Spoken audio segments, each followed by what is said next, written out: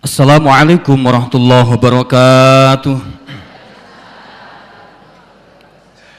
Bismillahirrahmanirrahim. Alhamdulillahilladzi an'ama alaina bi ni'matil iman wal islam wa amarna bil ittihadi wa silatil arham wassalatu wassalamu ala sayyidina Muhammadin khairil anam wa ala alihi wa ashabil kiram, amma ba'd.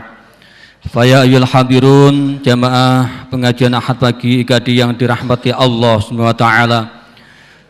Sebagaimana biasa, mari kita buka pengajian rutin pada Ahad pagi seperti ini dengan Ummul Quran, dengan harapan besar setiap langkah kita mendapat ridho Allah Subhanahu wa taala. Allahumma amin. Al-Hadiniyah Al-Fatihah. A'udzubillahi minasyaitonir rajim. Alhamdulillah. Iyyaka nasta'in.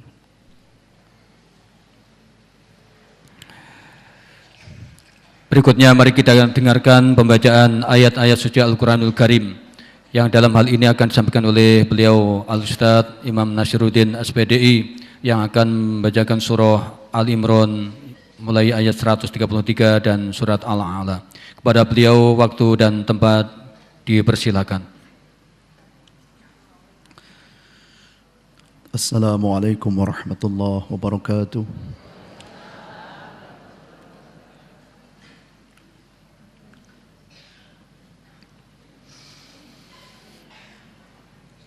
A'udzu billahi minasy syaithanir rajim.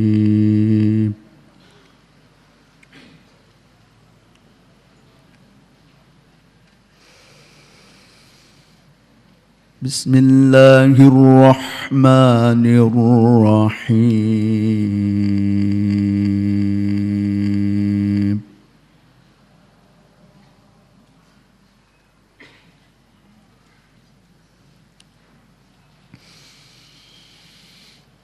وسارعوا إلى مغفرة من ربكم وجنة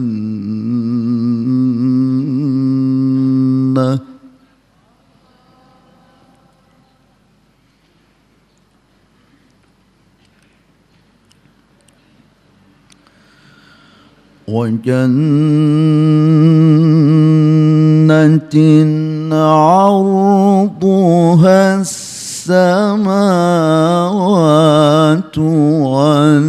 والأرض أعدت للمتقين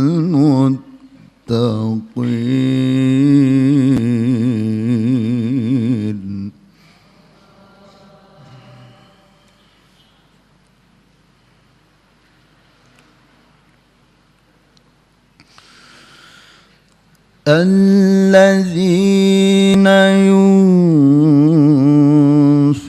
ينفقون في السراء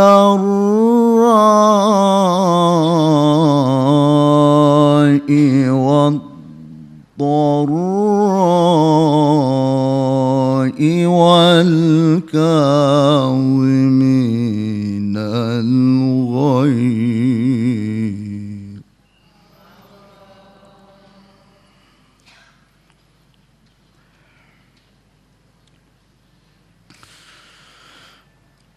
والكاظمين الغيظ والعافين عن الناس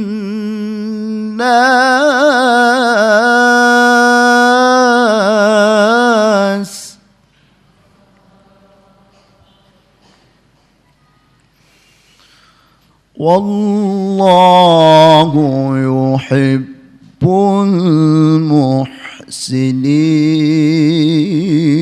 المحسنين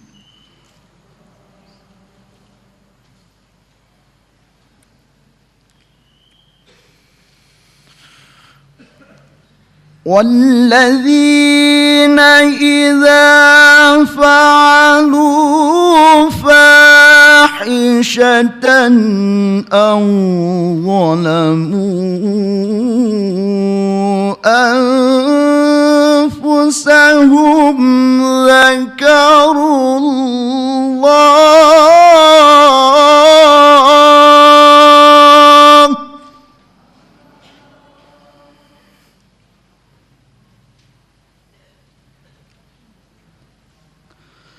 ذكروا الله فاستغفروا لذنوبهم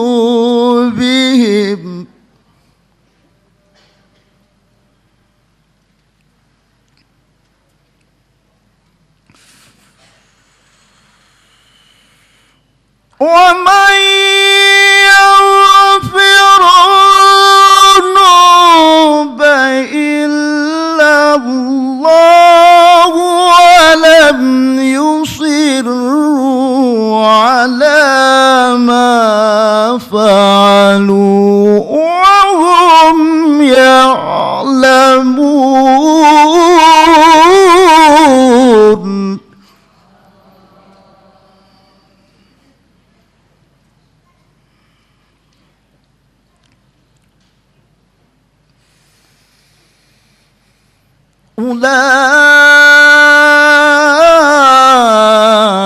أولئك جزاؤهم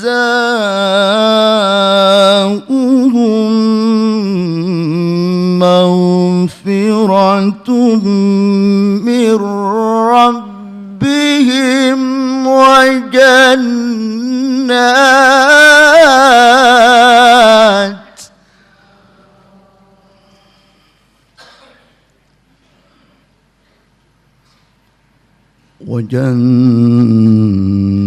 وجنات تجري من تحتها الأنهار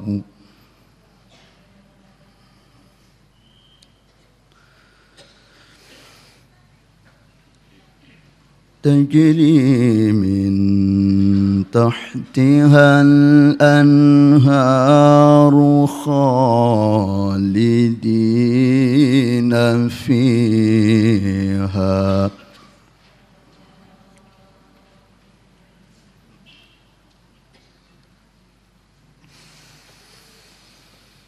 ونعم أجر العاملين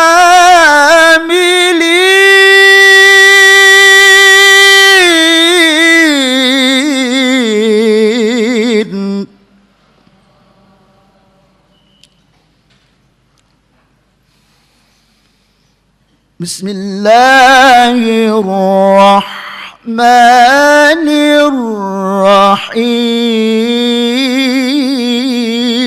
الرحيم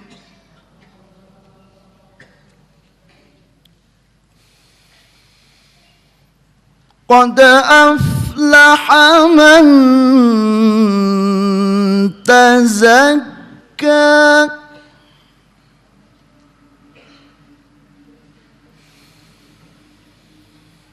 وذكر اسم ربه فصلى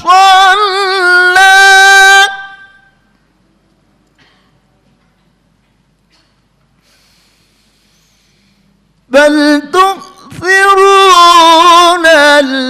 الحياة الدنيا والآخرة خير وأبقى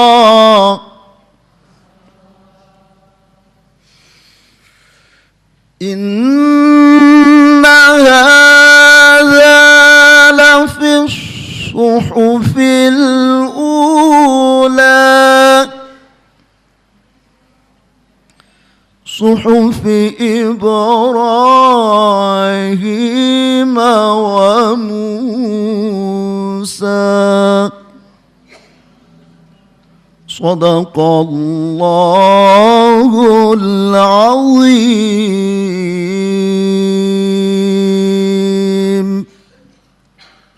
السلام عليكم ورحمة الله وبركاته. Sadaqallahul azim, sadaqallahul azim, sadaqallahul azim.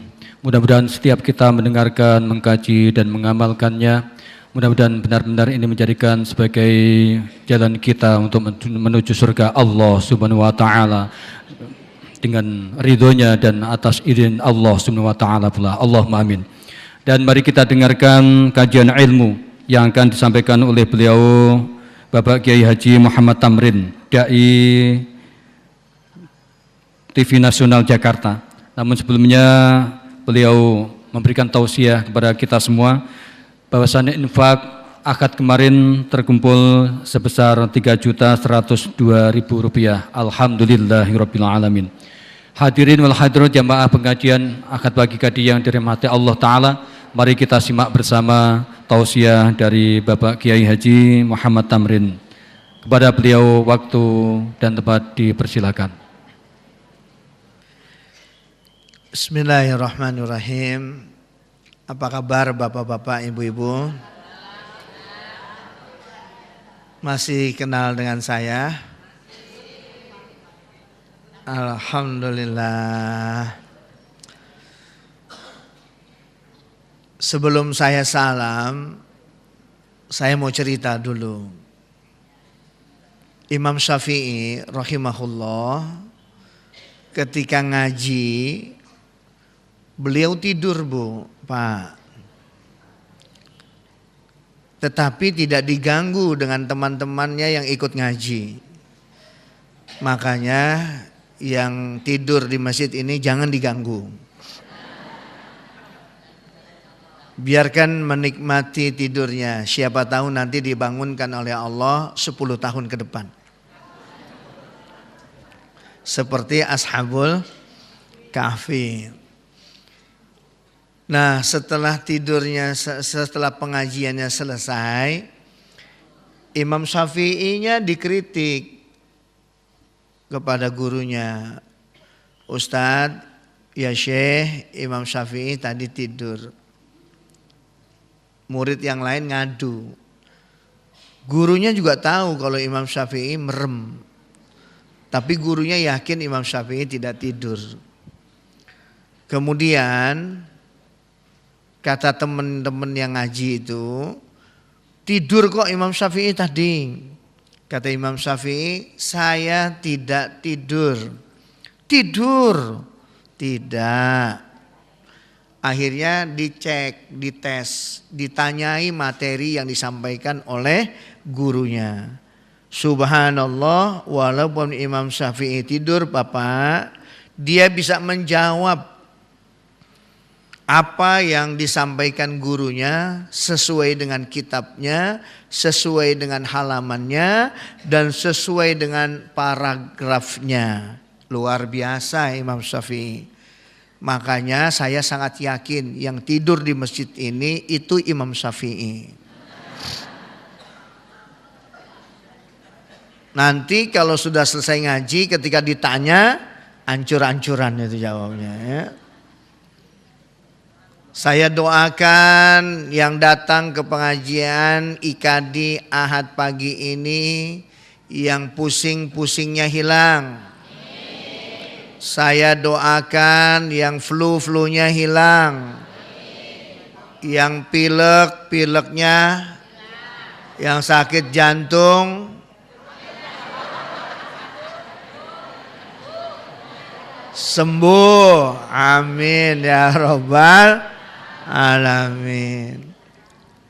Saya doakan yang datang ke pengajian IKADI yang disiarkan langsung oleh Radio Andika dan Salam FM, yang ikhlas dengar ceramah, pulang ceramah, yang punya hutang, hutangnya lunas.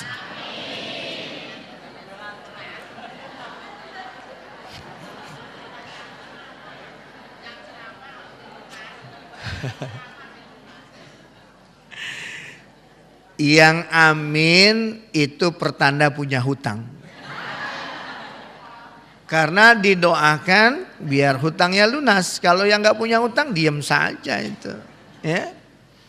Ibu bapak, salam itu ada 3 Pak. Salam yang pertama itu milik pembaca Quran yang tadi Ustadz pembaca Qur'annya qori tadi sampaikan. Biasanya kalau qori itu ngucapinnya begini. Assalamualaikum warahmatullahi wabarakatuh. Kalau ada salam begitu mesti pembaca Quran, Pak. Bukan kiai itu. Tapi kalau kiai, kalau ustadz salamnya agak sedikit keras. Assalamualaikum warahmatullahi wabarakatuh.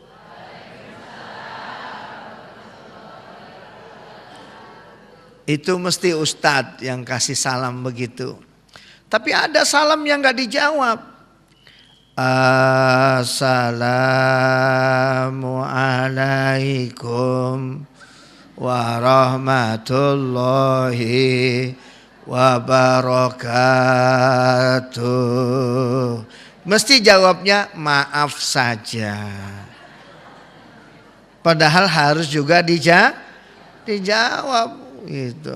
Biasanya yang begitu peminta-minta, yang belum makan 2 bulan, ya. Baik, kita mulai ya.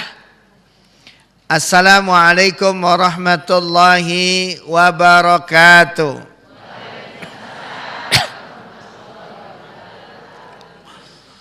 Alhamdulillah. Alhamdulillahilladzi arsala rasulahu bil huda wa dinil haqq liyuzhirahu 'alad dini kullihi wa kafa billahi syahida. Ashhadu an la ilaha illallah wahdahu la syarika lah wa ashhadu anna Muhammadan abduhu wa rasuluh. Allahumma salli wa sallim wa barik ala sayyidina Muhammadin wa ala alihi wa sahbihi ajma'in. Amma ba'du, qala Allah ta'ala fil kitabihil karim. A'udzu billahi minasy syaithanir rajim. Ya ayyuhalladzina amanu taqullaha haqqa tuqatih wa la tamutunna illa wa antum muslimun. Shadaqallahul adzim. Al-mukarramun, para tokoh masyarakat, para ulama, para guru, para asatidah, bapak-bapak yang saya cintai, dan ibu-ibu yang dicintai suaminya masing-masing. Amin ya rabbal.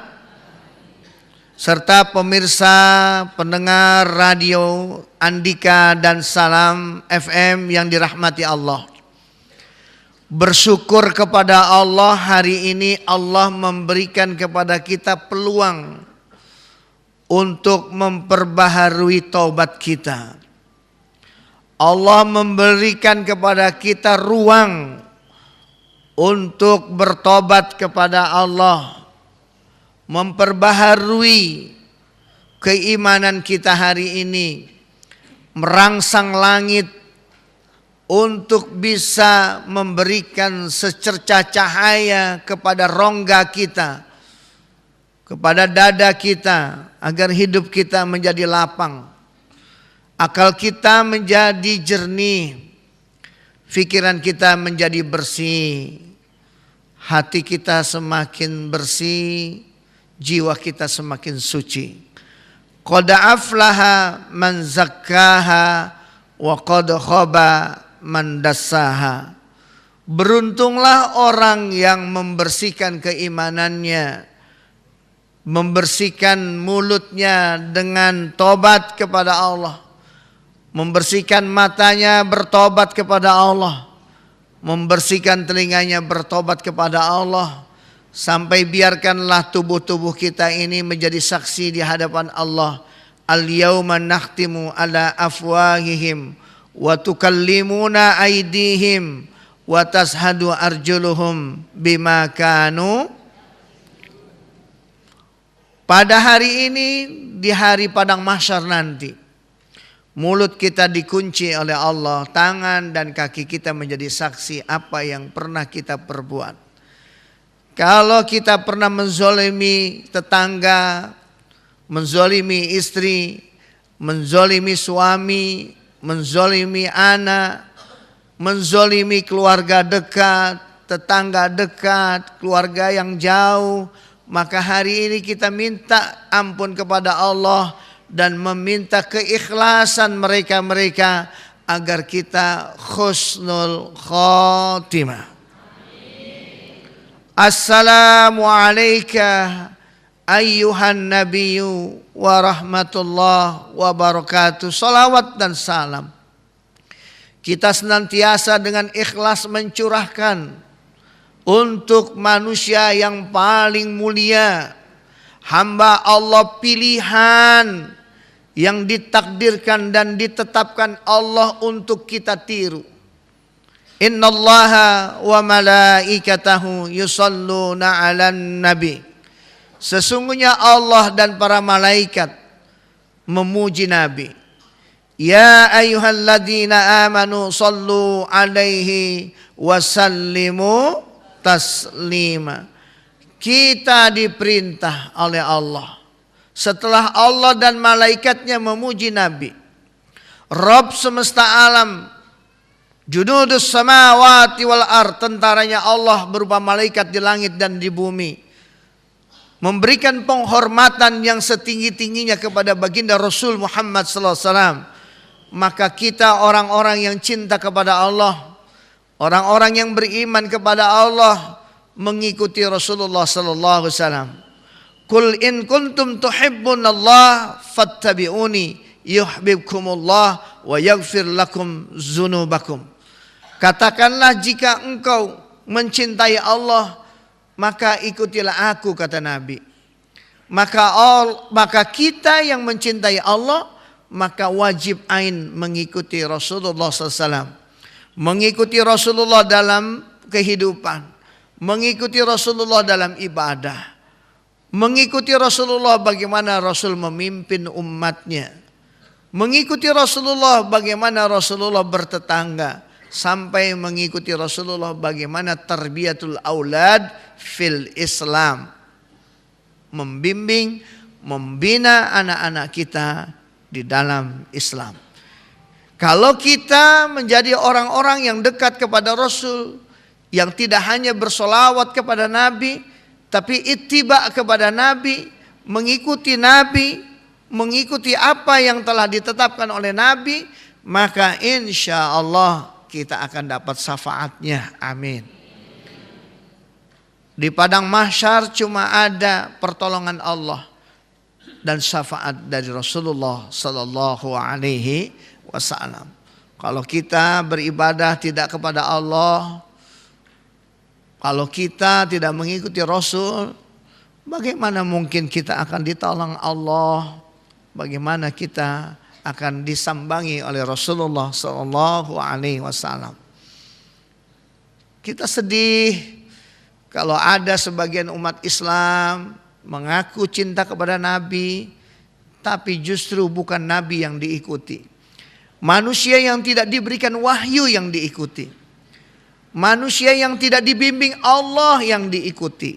Sampai terkadang kita sedih.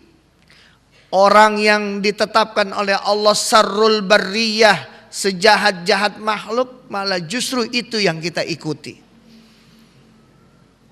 Orang yang melecehkan hukum Islam, orang yang berpaling dari jalan Allah, orang yang senantiasa berdusta dan berbohong, orang yang senantiasa memanipulasi dirinya, orang lain, tetangga, masyarakat, bangsanya sendiri, seolah-olah wajib ain kita doakan mereka dan seolah-olah kita harus mengikuti mereka. Sementara orang-orang yang ditetapkan oleh Allah, orang-orang beriman khairul bariyah, sebaik-baik makhluk, maka setiap hari kita membuat jarak dengan mereka. Orang yang ditetapkan oleh Allah khairul bariyah, yang memegang prinsip hidupnya di hadapan Allah,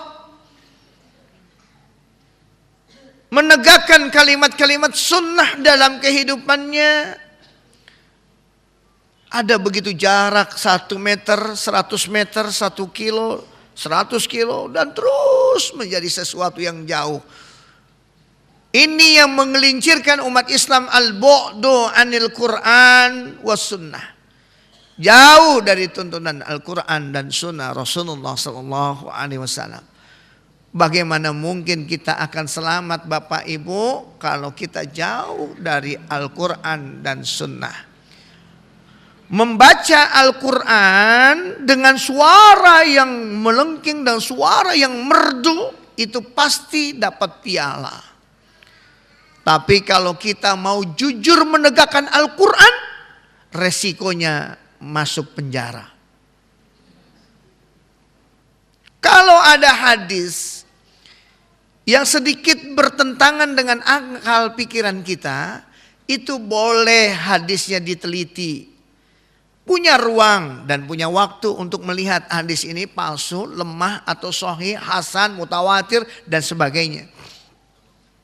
Tetapi ketika ada akal kita bertentangan dengan prinsip Quran, bertentangan dengan Al-Quran, maka bukan Al-Qurannya yang harus dikaji, tapi otaknya yang harus diganti. Di Jakarta ini sudah mulai ramai akan ada usaha dan di Indonesia umumnya berupaya mengikuti Selandia Baru. Tahu Selandia Baru, Bu? Kediri Ngulon. Sana di Eropa dan sebagian di Amerika. Kalau manusia diizinkan untuk menikah laki sama laki, perempuan sama perempuan. Kita tahu nggak usah banyak deh. Tujuan pernikahan itu mesti satu, melestarikan keturunan. Siapa di masjid ini laki-laki yang punya rahim, tunjuk tangan. Ada? Bagaimana mungkin kalau nggak ada yang menunjuk kalau laki-laki menikah dengan laki-laki, bagaimana mungkin bisa ada anak? Ini sesuatu yang salah. Padahal ini muncul juga pencetusnya dari lembaga-lembaga keislaman, bermereknya Islam. Dari universitas-universitas keislaman, Pak. Saya tidak bisa menyebut nama, tapi bagaimana mereka berupaya untuk bisa nantinya diusulkan rancangan gagasan mereka bisa didiskusikan di DPR. Kalau nanti di DPR melegalkan laki-laki menikah dengan laki-laki, Indonesia jadi kiamat. Pancasila itu yang pertama ketuhanan yang maha. Berarti nilai kehidupan kita berdasarkan nilai ketuhanan, bukan kesetanan. Ayam jago tahu dia harus kawin sama ayam biang. Ayam jago aja nggak pernah kawin sama ayam jago. Ayam biang kawin sama ayam biang. Ayam betina dengan betina ada, Pak, yang kawin? Jago dengan jago ada? Ulaika kal an'am bal hum adall. Itulah mereka seburuk-buruk manusia itu dari lebih sesat dari binatang ternak. Makanya kita ditempatkan oleh Allah itu laqad khalaqnal insana fi ahsani taqwim. Manusia itu sebaik-baik bentuk. Ibu bapak yang dirahmati Allah, pemirsa radio Andika dan Salam FM yang disayangi, dirahmati, diberkahi Allah Subhanahu wa taala. Manusia diciptakan oleh Allah, Pak, seperti 5 jari ini. Jempol ini orang soleh, Pak. Bapak, ibu kalau ngelihat anaknya bapak, anaknya ibu taat sama Allah, taat sama bapak ibu, nilainya bagus, apa kata kita? Bapak bangga nak sama kamu. Berarti kita memerlukan orang soleh, orang baik. Selama ini orang baik identik dengan duit. Kalau yang ngasih duit mesti orang baik. Tapi kalau nggak ngasih duit, nggak orang baik. Ibu punya menantu 3. Yang pertama suka bayarin rekening listrik PLN. Yang satu suka ngasih handphone. Yang satu mendoa. Yang baik yang mana, Bu? Subhanallah, ibu-ibu di sini soleh-soleh Pak, ya Allah. Menantu yang baik yang ngasih doa, luar biasa. Bidadari-bidadari surga ada di masjid ini. Subhanallah, saya tidak salah berada di bidadari-bidadari surga.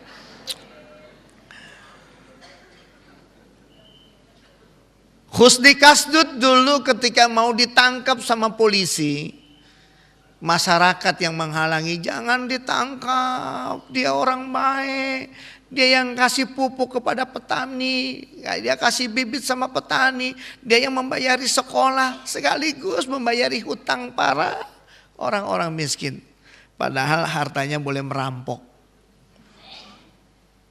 Nah makanya sekarang sulit rasanya kalau ada orang baik gak ngasih duit.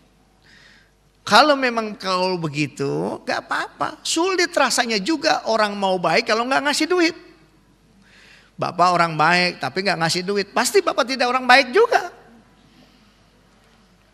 Makanya lebaran itu banyak orang baik, banyak orang sedekah. Orang datang ke rumah kita 1000, yang datang 1000 orang. Ya baru 1 juta ya Pak ya. Masya Allah. Ya, jadi memang harus begitu sekarang. Tahadu tahabu. Hadiah itu melunakkan hati. Karena Nabi juga suka ngasih hadiah. Hadiah yang pertama yang gratis adalah tabassumuka fi wajhi akhika shadaqah.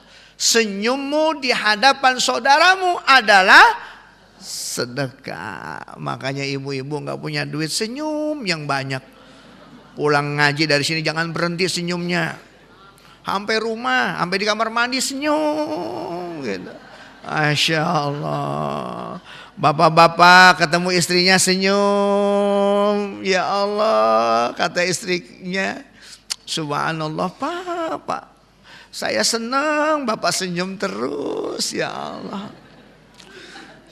Istri kita juga begitu Pak, ya Allah, di dapur senyum ketemu suami. Di ruang tamu senyum ketemu suami. Tidur berdua ngadep suami senyum. Kata-kata suaminya, Mama kok cantik sekali hari ini. Jangan-jangan Mama besok mau meninggal ya Ma. Karena biasanya kalau ada orang senyumnya kelewatan, ini tanda-tanda mau meninggal. Mama mau pesen apa? Siapa yang mau meninggal? Masya Allah Pak, orang meninggal sekarang, ya Allah Pak, kadang-kadang kaget orang meninggal Pak. Di Medan tahun 2006 lagi nyisir meninggal. Lagi nyisir Bu meninggal. Kenapa meninggalnya? Karena rumahnya ketiban pesawat Mandala. Makanya kita kalau lagi menyisir baca doa.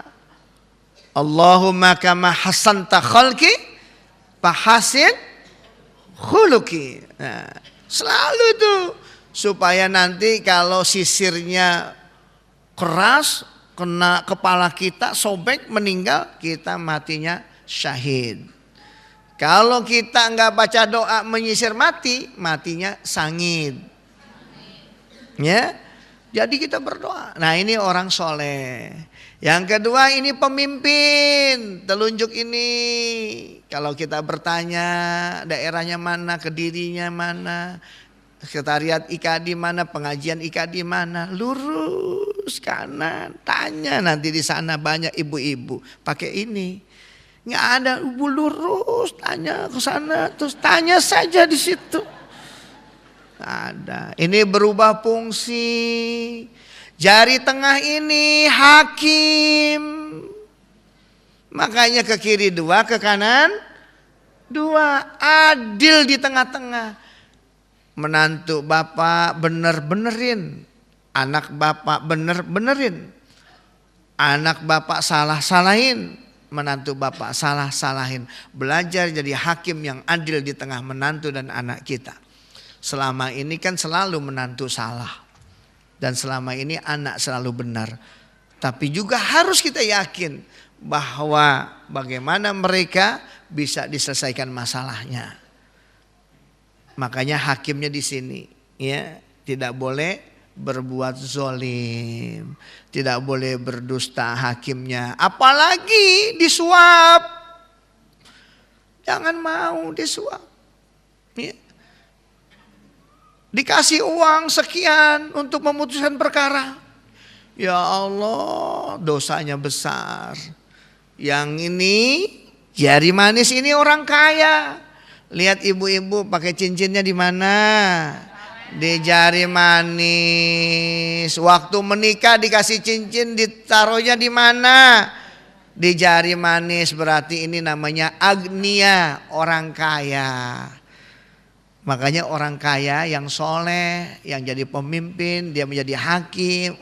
Subhanallah, itu yang kita pilih nanti di RT, di RW, di wali kota, di bupati, sampai di Indonesia. Yang terakhir ini kelingking orang kecil, orang fuqara wal masakin ini.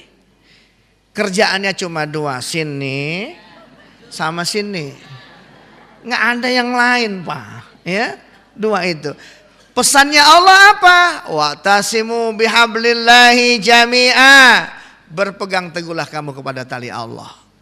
Kalau kamu berpegang teguh, bersatu, maka umat Islam menjadi hebat. Suami istri bersatu dengan punya konsep yang sama, insya Allah anak-anaknya menjadi soleh dan solehah. Bagaimana kita menciptakan sebuah negeri yang beriman dan bertakwa? Bagaimana kita bisa menciptakan masyarakat yang beriman dan bertakwa? Maka yang pertama adalah kita harus memilih pasangan yang baik. Di dalam surat An-Nur ayat ke-24, ayat ke-26, dinyatakan bahwa wanita yang keji hanya diberikan oleh Allah pasangan laki-laki yang keji. Wanita yang beriman yang baik dan hanya diperuntukkan untuk laki-laki yang baik. Laki-laki yang baik hanya untuk diperuntukkan oleh Allah wanita yang baik.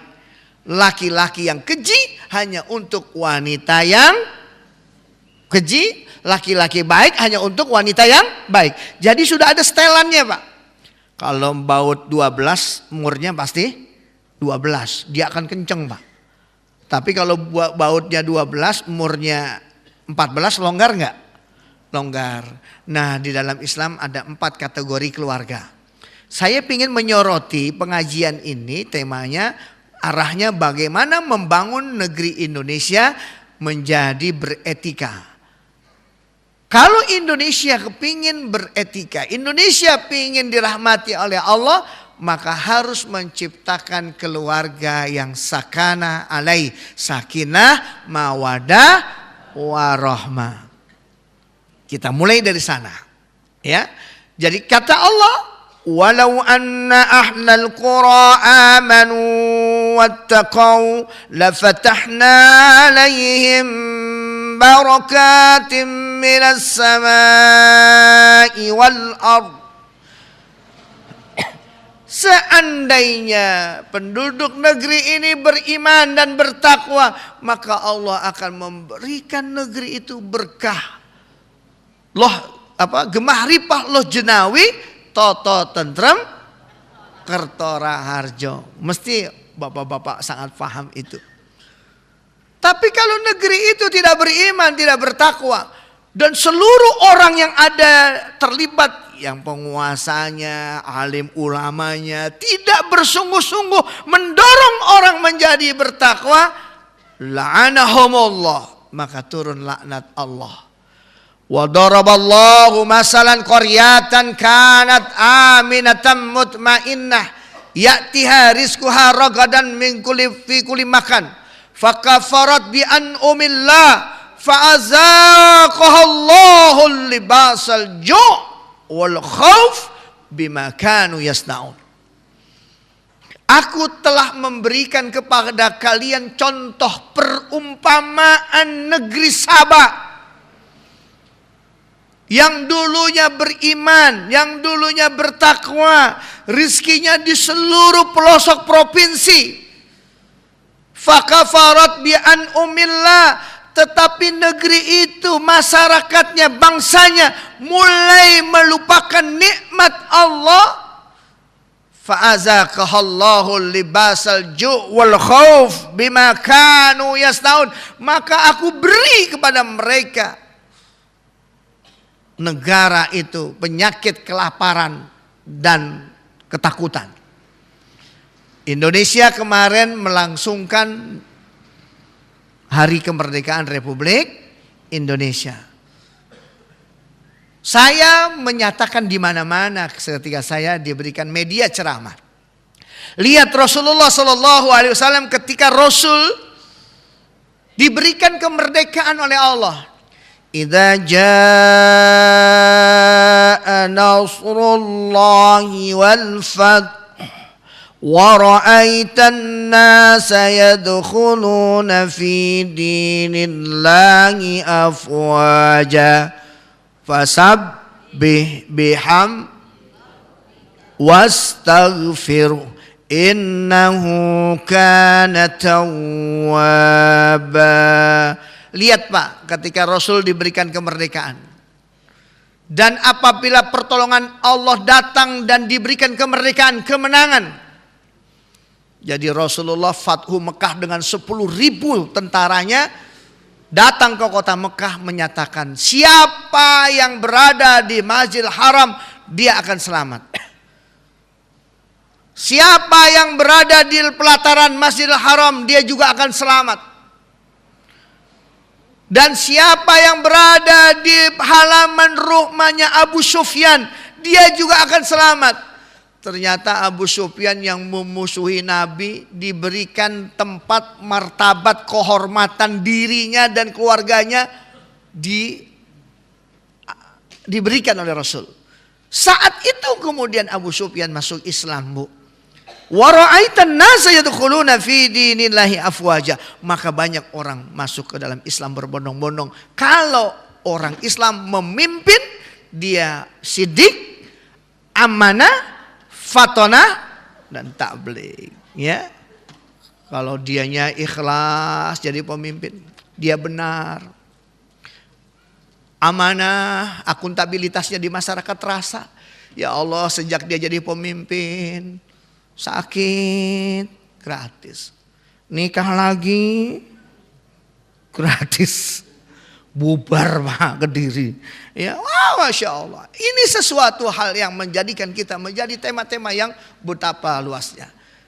Makanya Masya Allah, kita harus betul-betul mengembangkan ini menjadi ridha Allah, menjadi sesuatu yang disayangi oleh Allah Subhanahu wa ta'ala. Maka banyak orang Islam masuk, orang-orang masuk ke dalam Islam. Nabi ditugasi ketika dikasih kemerdekaan, fasabbih, bertasbihlah. Coba yuk kita evaluasi. Pangeran Diponegoro teriaknya apa Pak? Allahu Akbar. Imam Bonjol Allah. Cut Nyadin dari Aceh Allah. Apalagi Pak? Patimura Allah. Sekarang begini saya mau tanya. Kemarin hari kemerdekaan yang ada di wilayah kita, kirimi Fatihah atau ngirimi dangdut? Saya mau nanya, ada nggak ibu kita yang meninggal, bapak kita meninggal, kita buatin panggung, kemudian kita panggung gembira, ada joget-joget? Kalau kita sayang dengan para pahlawan kita yang berjuang dengan kalimat takbir, fasabbih, bertasbihlah kepada Allah biar negeri ini berkah. Kenapa orang beriman kok nggak mau, nggak sayang, nggak cinta sama hal yang baik-baik? Dulu saya 21 tahun jadi RT Pak. Tercatat RT termuda di Indonesia dan saya masih bujangan 21 tahun. 2 periode saya jadi RT. Sampai 27 tahun. Alhamdulillah belum nikah dan gak ada yang mau. Karena mau dinikahi katanya udah jadi Pak RT. Gitu. Masya Allah. Ketika saya melakukan kemerdekaan, saya kumpulin orang-orang, kita zikir.